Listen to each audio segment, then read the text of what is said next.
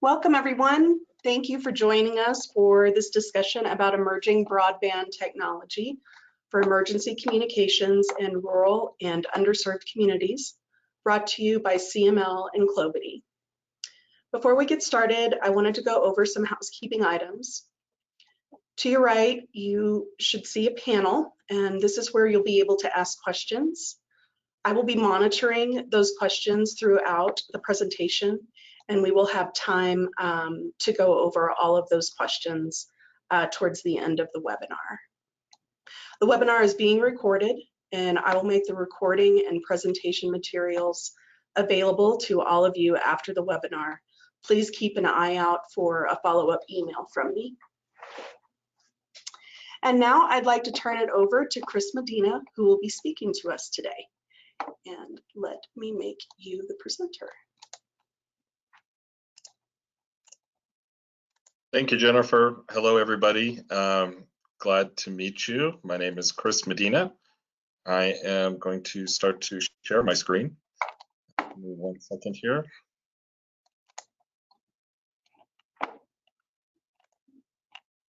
There. Once again, thank you for inviting me into the CML and being able to present this webinar today. I hope everybody's having a great day. Glad to talk about this today and get a little bit further into the emerging broadband technology here.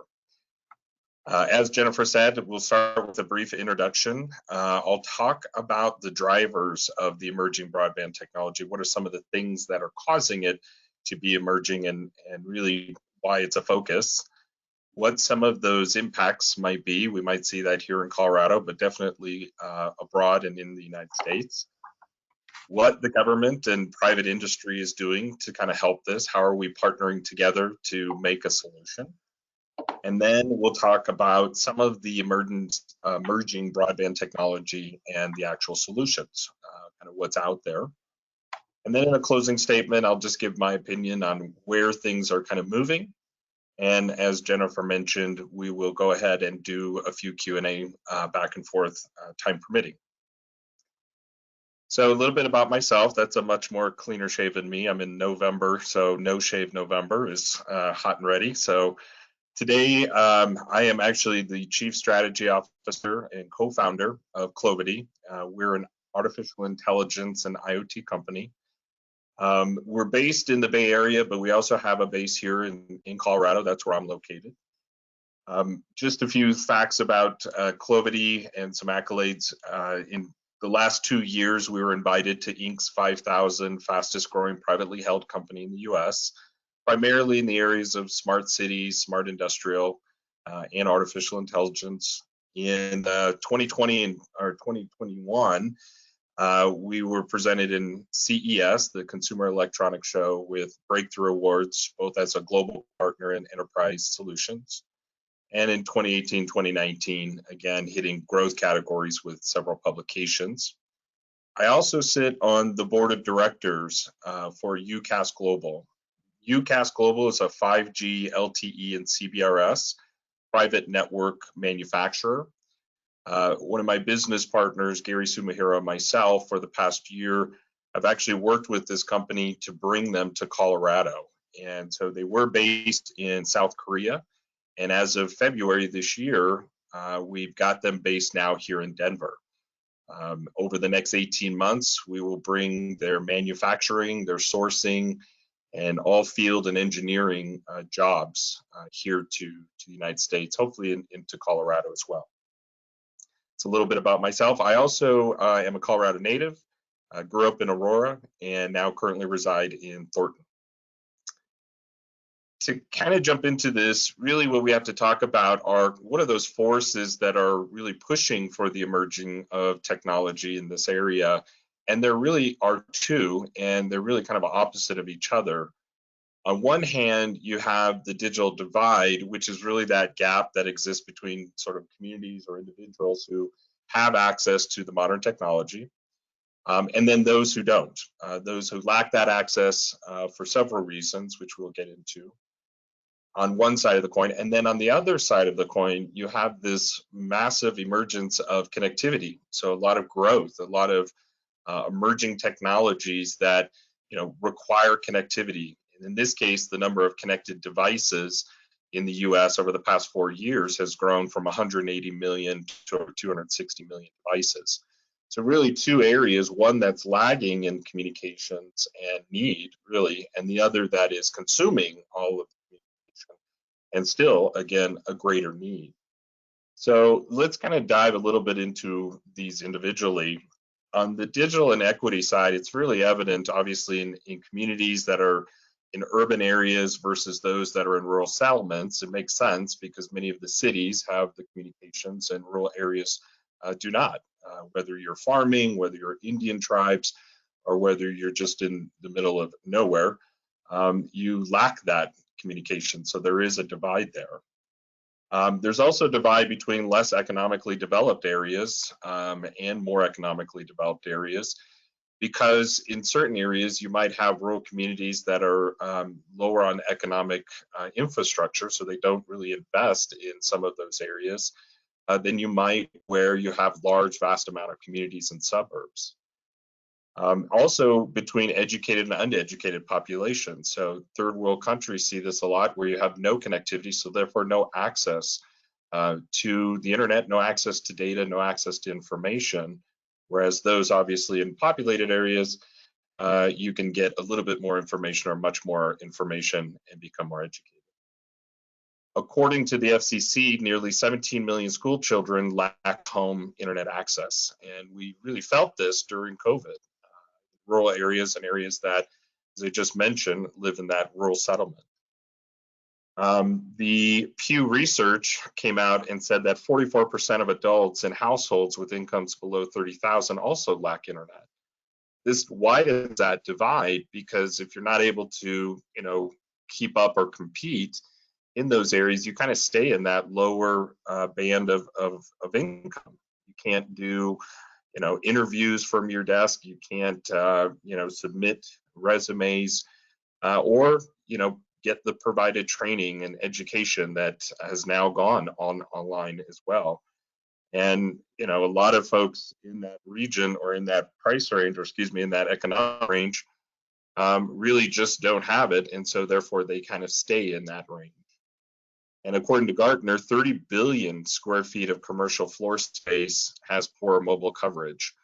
And what that translates to in a digital divide means that there really isn't the efficiency that you might see in a company or in industry that is underserved.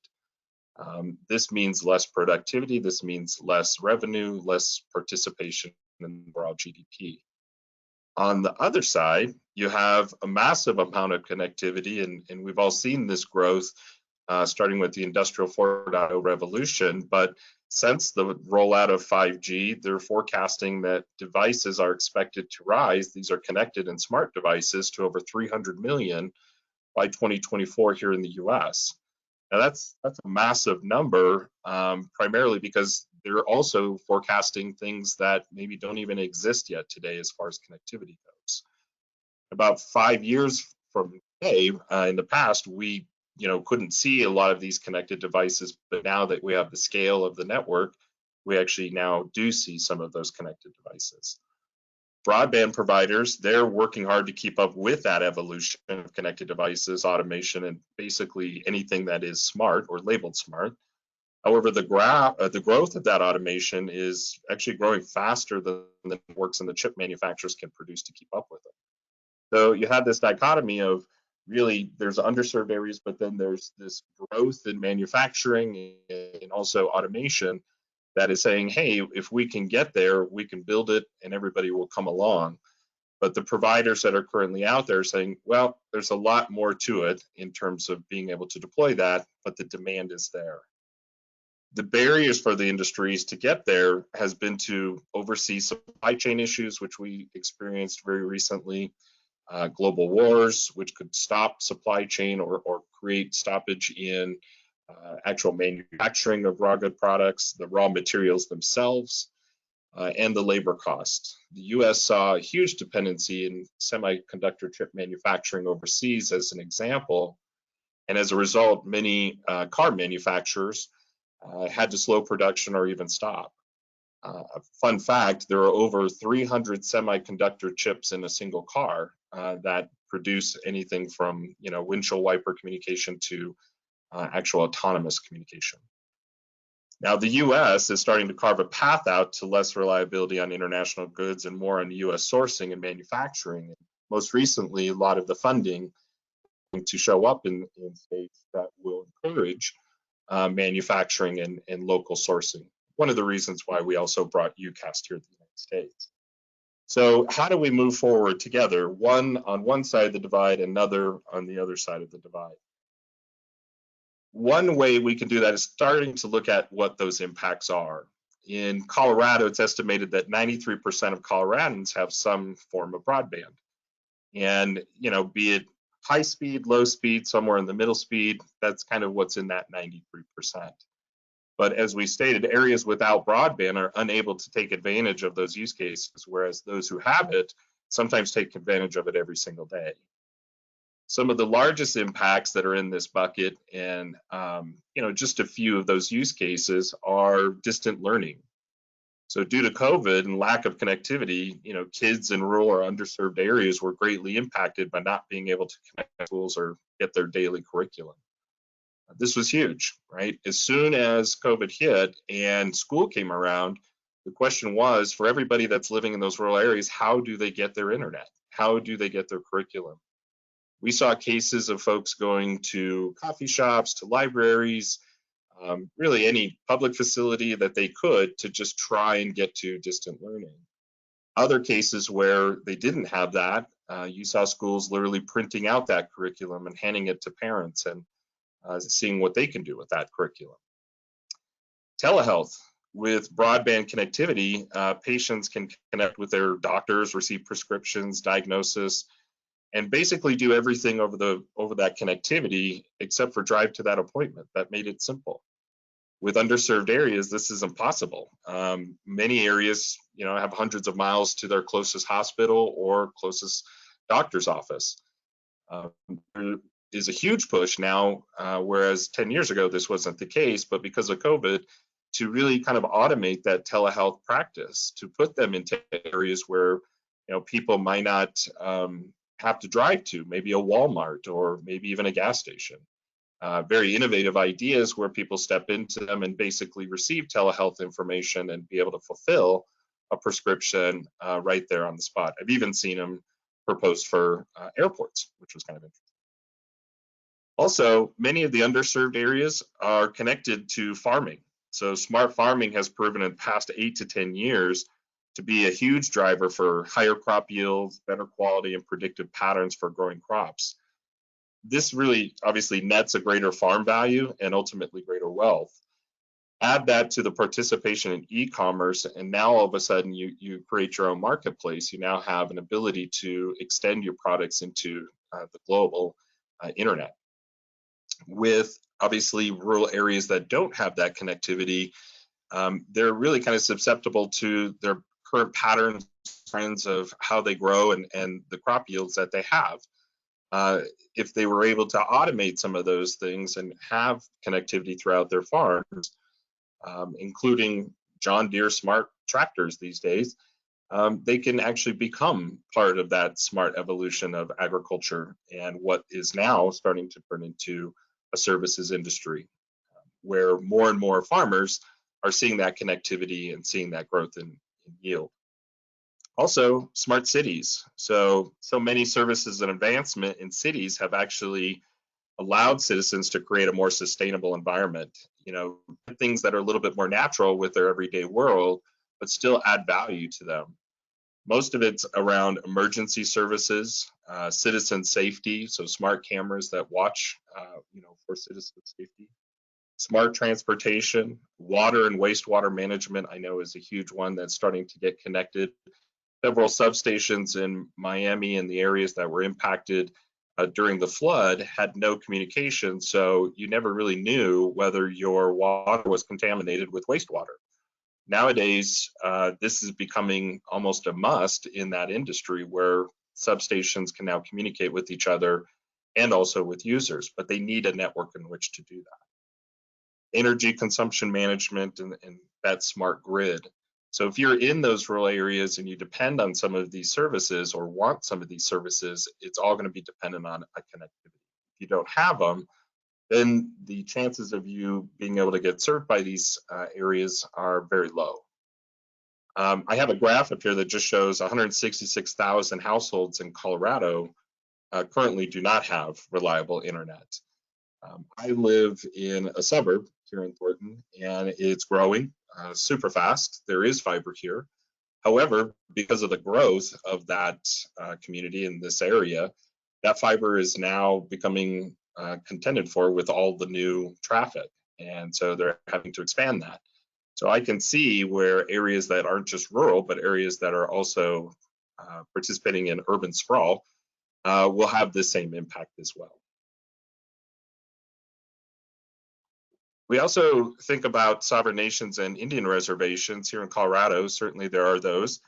And about a third of those Indian reservations in the United States do not have a broadband provider, or they're just underserved.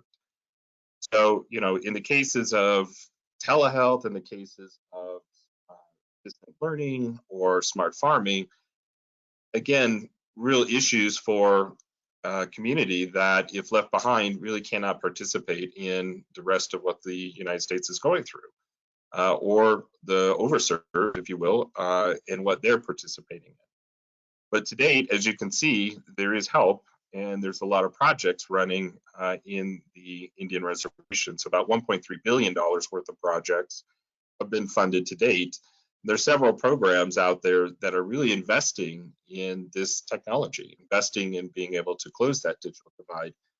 And again, what we're finding is that private companies see the business value on both sides. They see the business value in being able to provide their solutions to these underserved areas for the very reasons I just mentioned, and enabling those capabilities.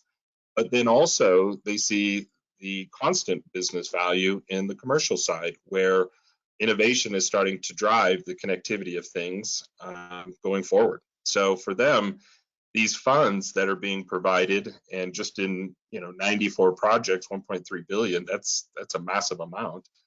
There is opportunity, and this is where I believe that the market is starting to converge to help both sides, which is why I believe that they can solve this problem. And here locally, what the government's trying to do to help is, obviously with the current administration, they've launched a lot of funding for broadband and extended broadband. In addition, a lot of states are using some of their connectivity funding from COVID funding, where connectivity to schools and to communities was needed and still likely needed. So in Colorado, over the past 2 years, Congress has passed spending plans to approve and provide up to $900 million for broadband here in the United States. Other states are starting to build their task force and are working together with private companies to expand their use of funds for broadband. Quickly creates a gap in technology knowledge and reliance on the industry to help guide the way. So if you think about it, if somebody gave you $900 million and said, go scale and go make technology possible for all of these areas, you probably have to get pretty smart on some of those technologies and what they actually do. And that's really what the challenge is in some of the states that we've been talking to, and finding out, do they have enough board members or council members who have the background that are needed to really cover this, because it's a huge investment. You want to make sure that this investment isn't going down the drain like other technologies have in the past. There was broadband by wireline that was incepted several years ago and thought to be kind of that last mile connectivity. So hundreds of millions and even billions of dollars were invested into that, only for it to really kind of be replaced by cellular technology in some of those areas. So the industry's response was, go build more towers, go put them out there in those areas so that our coverage map can look all red or look all like it's covered in all areas. So that investment failed pretty fast. It was a fad, it's still out there, but this is the key, is making sure that these boards in these states all have the understanding of the technology before they go out and start to spend $400 to $700 million. our question really is, I mean, can technology close that gap? Are we any closer to that, today than we were 10 years ago? And the answer is yes. If anything, we are exploding in many of these areas of innovation and technology. I just recently came back from the Mobile World Congress as a participant in Las Vegas, and we'll attend the next Mobile World Congress in Barcelona, Spain in February.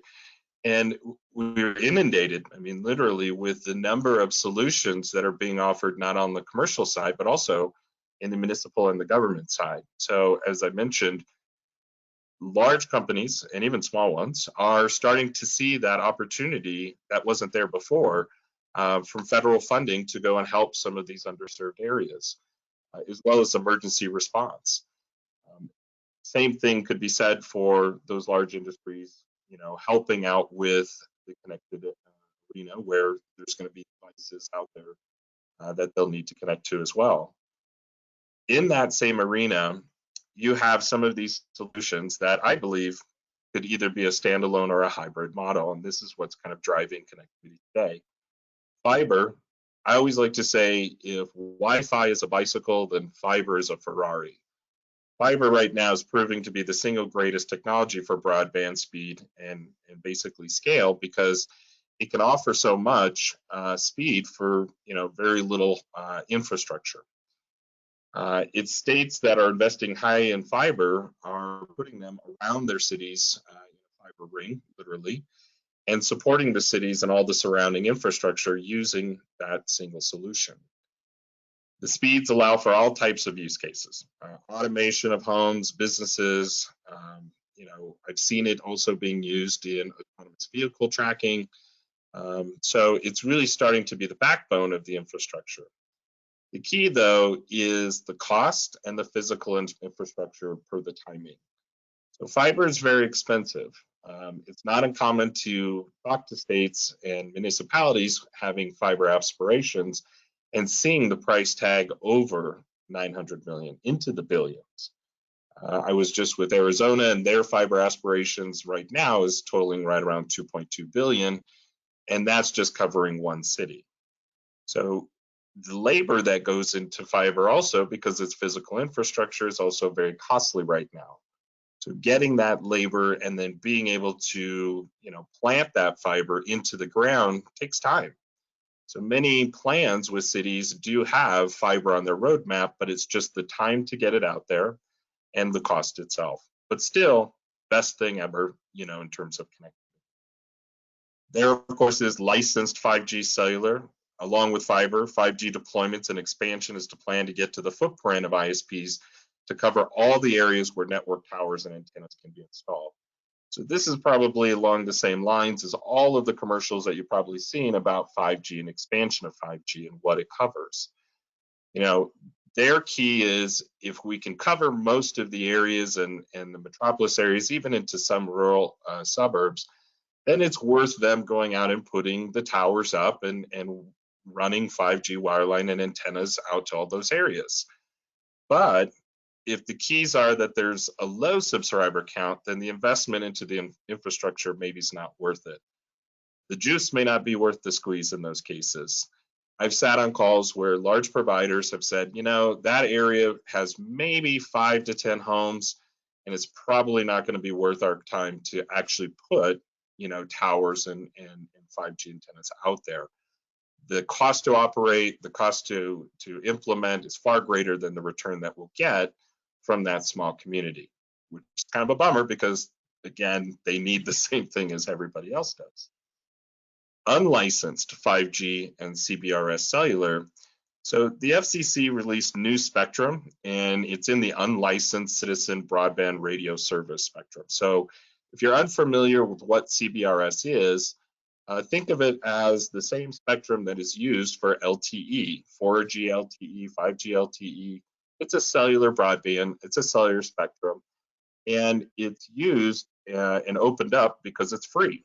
And so as you can imagine, a lot of the licensed cellular providers went out and bought licensing to broadcast CBRS in those areas because it's more reliable than Wi-Fi. So in this area, you can have a radio or an antenna that can pick up 5G as well as CBRS and create it as your own private network. The way I like to use an analogy for what a private network is like if you travel and you go to hotels and you sign on to their network, that's in itself a good use case for a private network. Without those passwords, without that authentication that you actually are a guest at that hotel, you can't get on. But you always ask, what's the Wi-Fi passwords? But it's not really Wi-Fi, it's their own network. It's them putting you onto that network.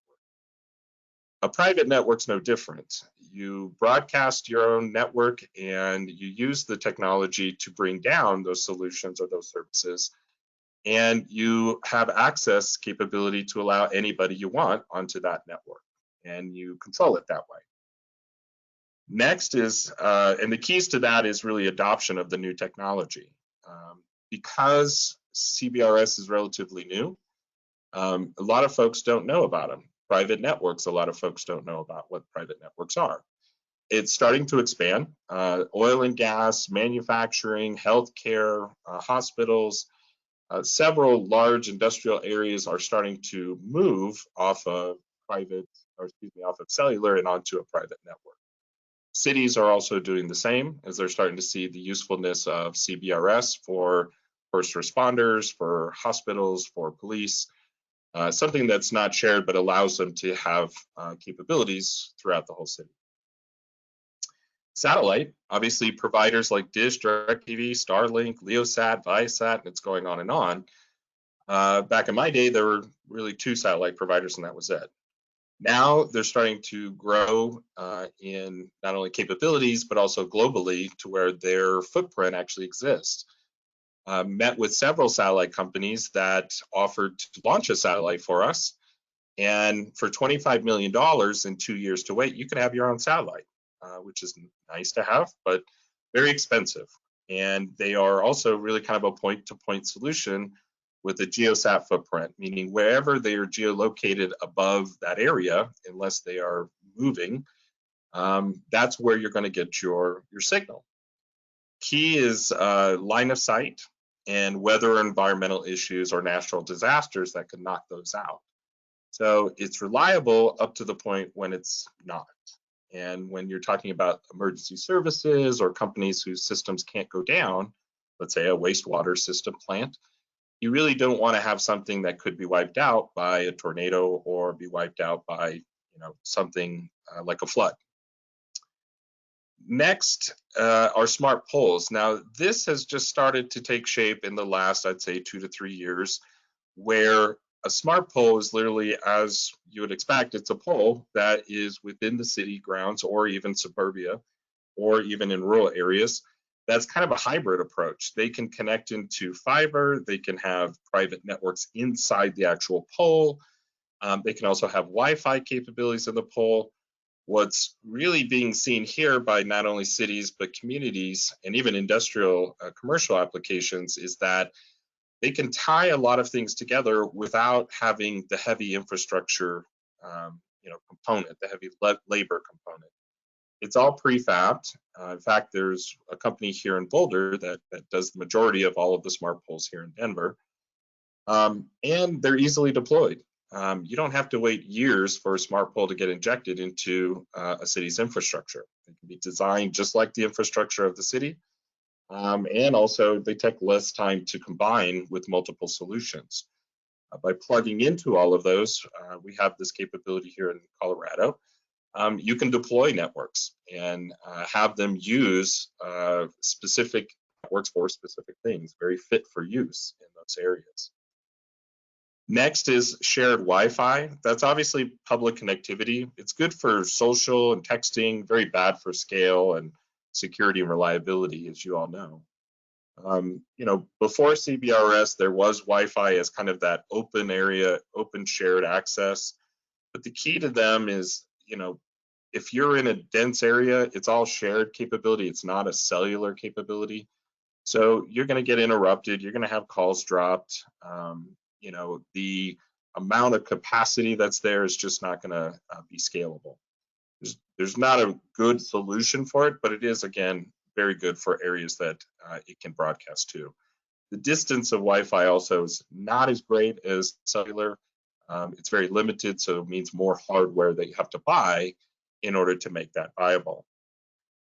New forms of Wi-Fi are coming out, or already, I should say, out there. Is Wi-Fi 6, made to improve throughput, both indoors and outdoors, embedding more technology into access points and new wireless devices.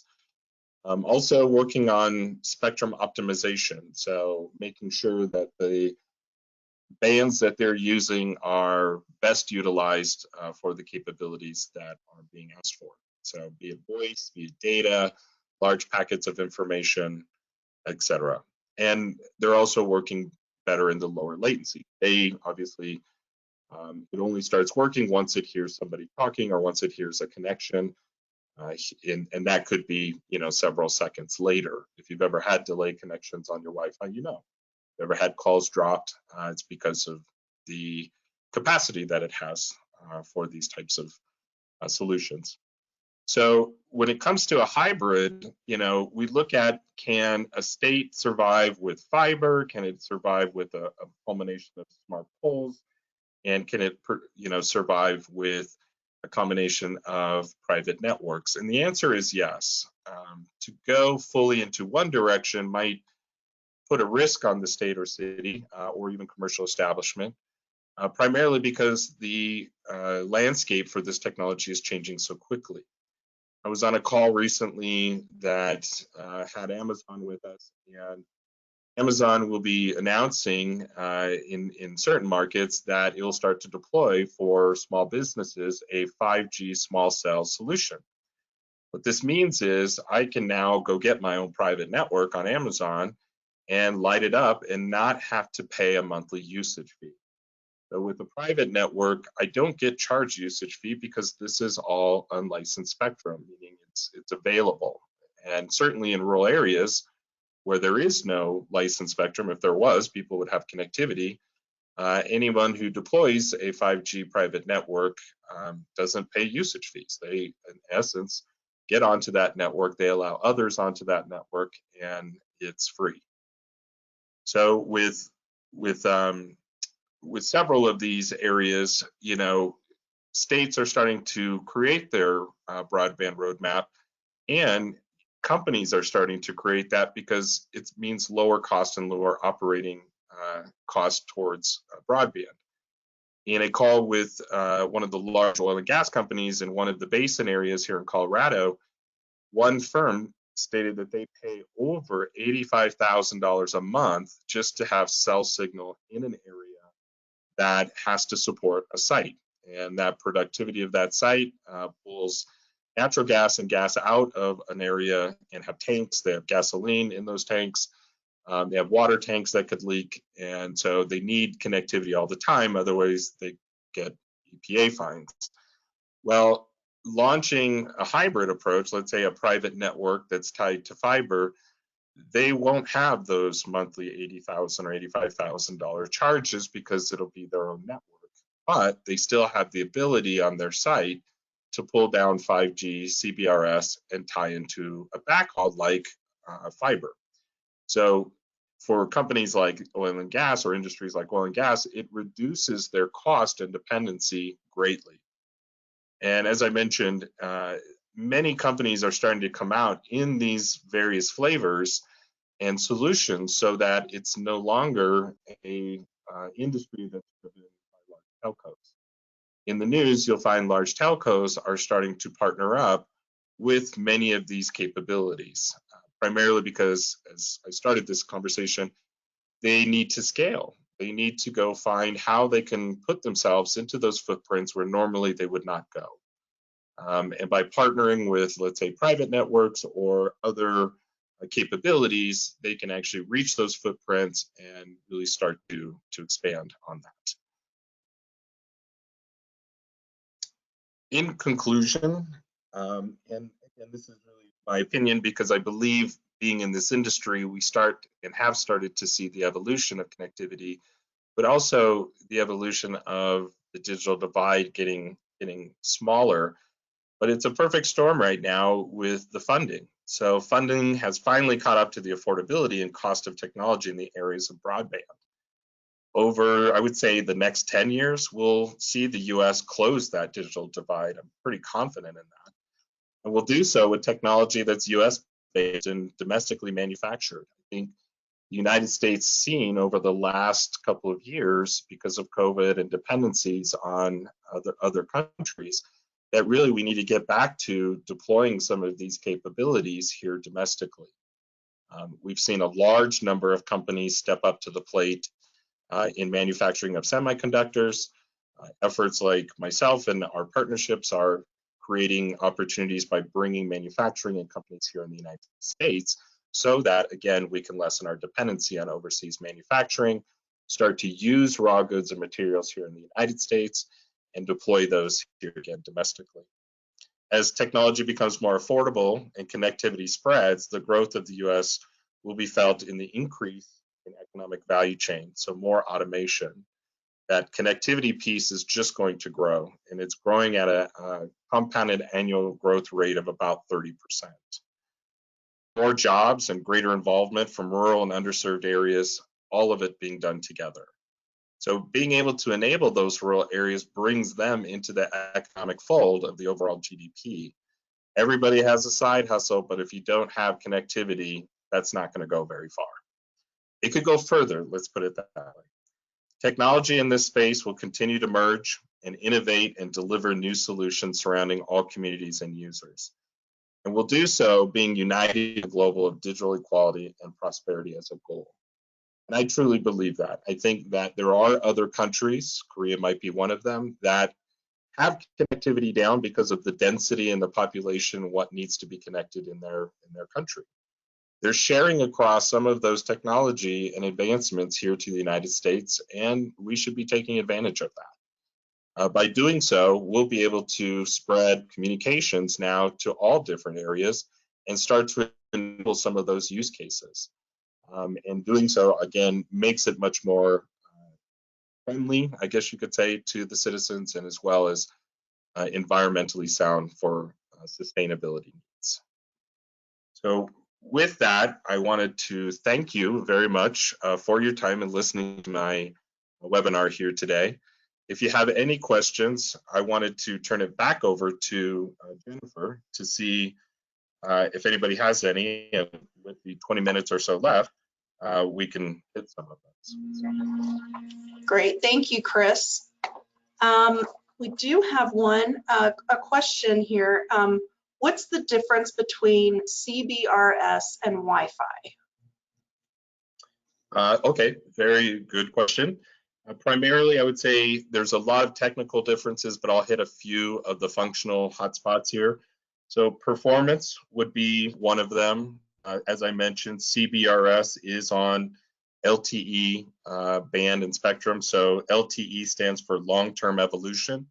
This is a standard of cellular service that says we are betting on long-term evolution, be the standard for 5G, for 4G, for the next 6G, whatever comes out afterwards.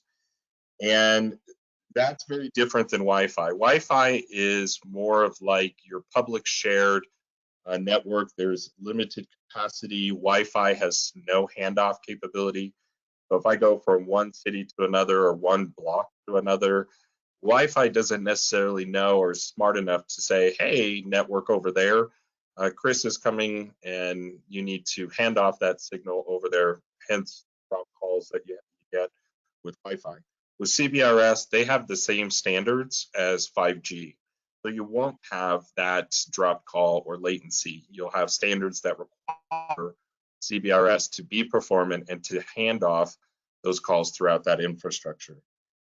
The capacity, and we've all probably experienced this, Wi-Fi has a limited capacity. When it hits that limit, you will not get a signal. So in many dense cities, Wi-Fi is just not, doing it. They can deploy as many Wi-Fi boxes as they want, but unless it's controlled or unless it's managed, you have no idea what's on there. Could be, someone's laptop, could be someone's bus, could be somebody trying to hack it, could be anything. Whereas LTE or CBRS is scalable. Just like a 5G solution is scalable, you can direct certain traffic to go on certain aspects of the band. You can have, video going down one side of the band, whereas voice goes down another. Texting and SMS can go down another part of the band. It's more manageable as a network. So I would say those are probably the highest points of the differences. One is, like I said, cellular. The other one is shared. Thank you. Another is, why is broadband so expensive, and can it truly cover everywhere? Okay. A very good question. So when we talk about the expense of broadband, and broadband is just a general term of internet connectivity. You obviously have fiber, right? Fiber is very expensive because of the physical infrastructure that it's required to do in order to have it. So, techs and trucks, field engineers, designs, everything that goes into laying physical infrastructure goes into laying fiber. Same thing with cellular towers. So your AT&T, your T-Mobile, Verizon's of the world, in order for them to deploy new capabilities, they have to be high enough in order to cover vast areas. And so that's very expensive to lay out the planning for large towers, connectivity to those towers, again, the labor of it, and just as I mentioned earlier, is the worth the squeeze. Are many of these communities worth the time and effort for some of those towers to be deployed? And if so, what's the timing to get them out there? You may have a shovel-ready project, but to get either fiber or tower deployed, it may take a year or two, even longer. In terms of satellite, as I mentioned, while satellite providers are out there and they'll give you the installation, the dish in your home or dish on your business, if you're looking at it for a long-term investment and you want to have your own controlled network, again, about $25 million will buy you a satellite in about 2 years to get it deployed. Hybrid solutions like smart poles are much better economical value, way cheaper, fraction of the cost, quicker to deploy. I've seen like New York, for example, deployed 400 smart poles just recently and got it done in 2 months. Private networks, kind of the same thing.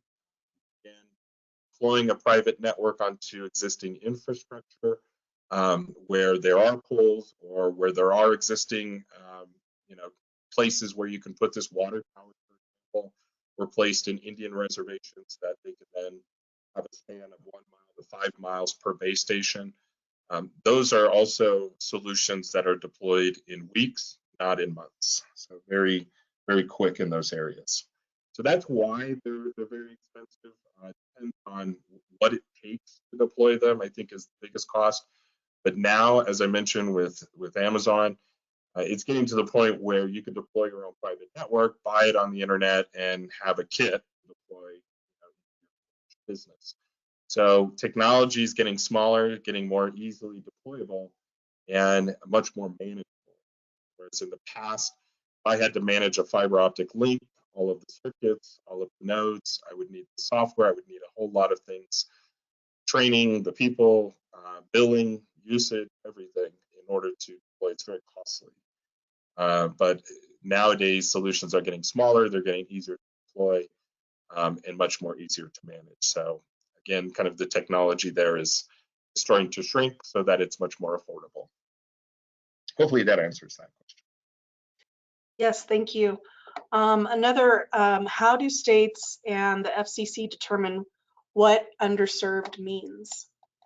Okay, so states in general rely on coverage maps from providers. So even if one person in that coverage map area has some type of coverage by that provider, the provider may claim that whole entire area has coverage.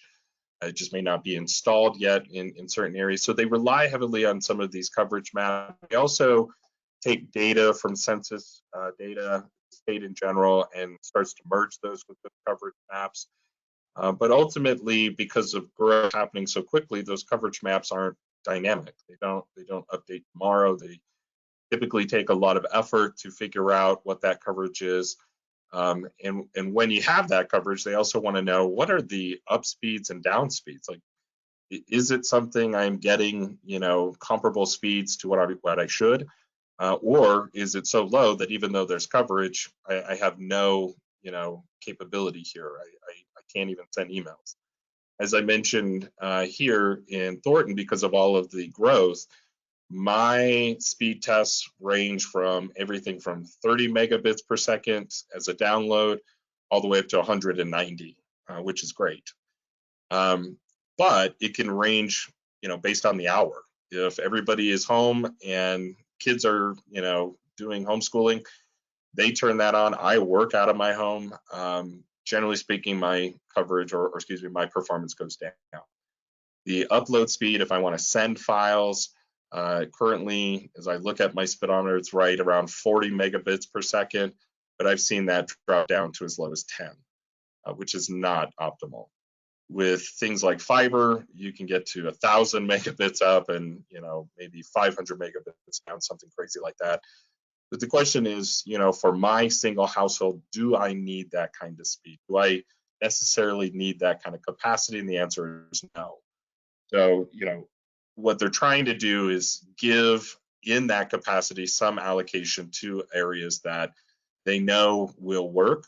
I call it the solution that's better than nothing, which a lot of areas have to deal with. That's really it. It's the performance, the coverage.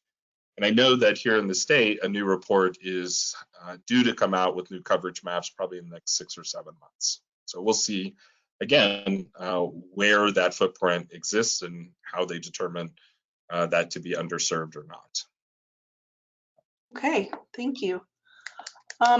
We have a comment and question here. There's obviously a lot of health concerns about wavelength 5G. Are there going to be the same concerns about smart poles? No, that's a great point. Millimeter wave 5G is true 5G. What we're starting to see in smart poles is what's called sub-6 gigahertz 5G small cell. This is what Amazon is going to be selling here in November, where it does more filtering and less damage, if you will, from millimeter wave. It's a much more refined capability for the types of solutions that you need. Millimeter wave is high power, high capacity, whereas in cities, you're not an architecture firm where you're basically sending over massive files or massive amounts of data across. Each of these, let's say, smart devices might only be, consuming a small amount of data, in which case the new 5G sub-6 gigahertz product will actually do. In addition to that, 4G is still very useful for many of these smart sensors and smart devices. A smart pole can run on 4G without having any kind of concerns. They're smart cameras, they're people trackers, they're air sensors, all on one pole, and still have the capacity to deliver that data on a daily and more frequent basis. 5G millimeter is more of what I think of lab testing. Like, what would we ultimately use? Something that needs ultimate capacity, almost unlimited, and how best could we deploy that in an environment that doesn't have any type of overlap or concerns. The FCC sold what's called priority access licenses to many industries, oil and gas companies, providers. What that gave them was the priority to broadcast in that area. If you're trying to broadcast 5G millimeter wave in some of those areas, you might even impede on some of those PAL license holders, in which case you'll get shut or you'll get interruption. So it's almost like the 5G millimeter wave has started that evolution, but the sub-6 gigahertz 5G has now refined it and made it better for fit for use for companies, for outdoor, portable, cellular on wheels uses 5G, sub-6 gigahertz. They also use LTE. So there's a lot of solutions for it, but I personally have not seen smart poles use 5G millimeter wave. Instead, they go right to the 6 gigahertz, sub-6 gigahertz solution. that got a little technical. I apologize. Thank you. And we do have a comment for everyone about the Colorado Broadband Office has new mapping data available on their website. Awesome. Yeah, and just to make sure that municipalities, local governments are checking that out, you know, to see if their communities are accurately represented. It's an excellent point, because even in the challenge or the dispute process with FCC, something as simple as emails from the community saying this is what we're experiencing helps to define those areas, because it really truly is up to everybody to kind of say, here's what we're getting, and you know, that's verifiable. That's very easily verifiable. If new maps are out there, that's excellent. That's great. We've been working with about 23 different states, and everything seems to be, you know, different in each one about how they go about checking their availability, but it starts with coverage maps to begin with. So yes, excellent point. Yeah, and also it says, you know, if there are any errors, there is a way to report that. So just like you're saying, that there's a way to report any errors through the website. So.